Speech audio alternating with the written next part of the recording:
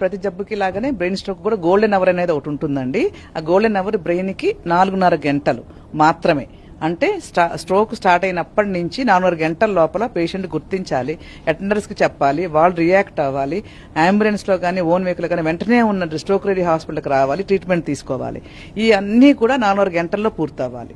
అందుకని అన్నిటికంటే ముఖ్యమైనది ఫస్ట్ లక్షణాలు గుర్తించడం.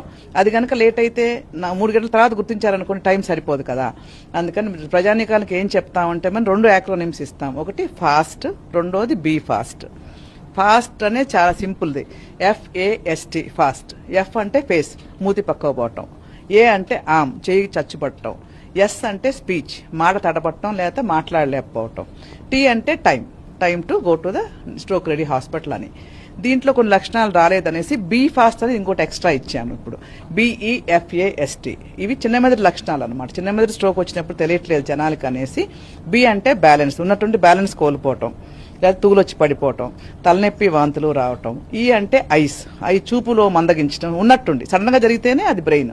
చూపు తగ్గిపోవటం, లేకపోతే ఇద్దరిద్దరు కనపడటం, లేదా బ్లర్ అయిపోవటం.